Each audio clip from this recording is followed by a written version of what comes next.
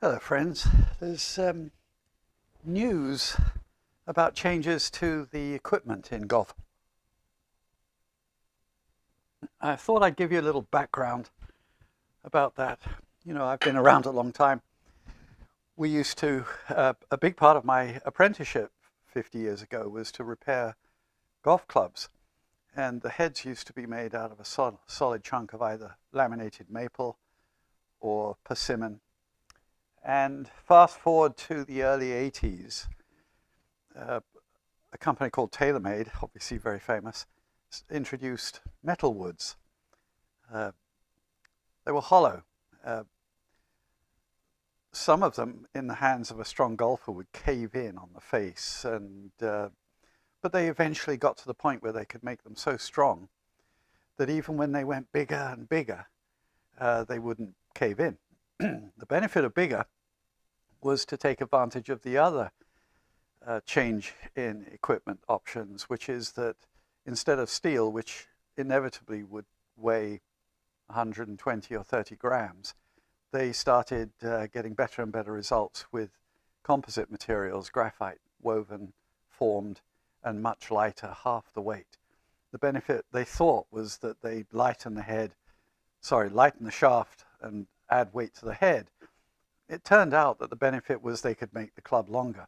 And so with the longer club, they could make a bigger head, because with the longer club and the old head size, you couldn't hit the ball.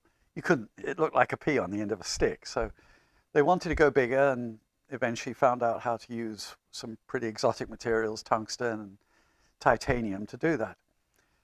But these are hollow clubs.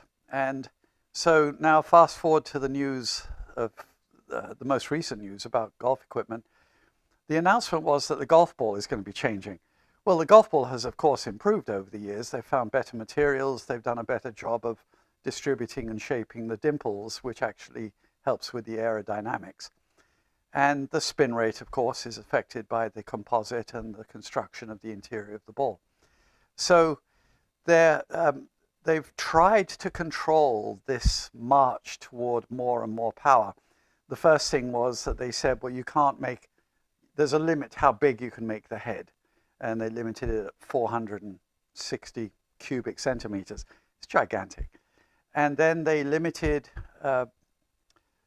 years ago, there was actually Jack Nicklaus who developed a golf course in the Cayman Islands, and the amount of space that he had there was limited. And so he actually had Cayman golf balls made. This is back in the early 80s, I think. And so it was possible to make golf balls that were less powerful and would fit the circumstances. Now we're hearing that the USGA and the Royal and Ancient have agreed to actually start testing golf balls in such a way that the expectation is that they're going to be limiting the distance somewhat. I think it's a bit of a cave-in, because they are doing essentially what the manufacturers want to do. They went public, TaylorMade and a few other companies, in the early 80s. And as a consequence of being public, they obviously have to keep their shareholders happy by selling huge amounts of equipment each year. And to do that, they need lots of R&D. And they also need to do a lot of advertising. And finally, they have to charge a lot. So golf clubs, my first two sets of clubs that I had as a boy, didn't cost what one driver now costs. And they have to tell you that the next year's driver is going to make you hit better than this year's driver. So they're pretty happy with it being focused on the golf ball, because for them that's a win. They can keep making their $500-600 drivers and all the attendant clubs. There is some talk, though, about a little bit of a pushback about the equipment, though, and it's all about what we used to call the trampoline effect. Early on, it was fairly clear that manufacturers could build a benefit to their particular driver, and therefore in the marketplace, by allowing a little flexing of the face of the club. Now, there are rules about that, but what I think Royal and Ancient and the USGA have found is that manufacturers are skating right up to the limit. And therefore, after some use, especially by a powerful golfer, that club will have softened enough that it's now exceeding the limit on rebound, as they call it. And so I've always thought that the best control, of course the manufacturers would never go for this, is to mandate that it would have to be a solid head, a solid-headed club. Baseball, I'm pretty sure, I'm not obviously an expert on baseball, but I don't think they like you making a hollow bat and putting some cork in there and hiding it.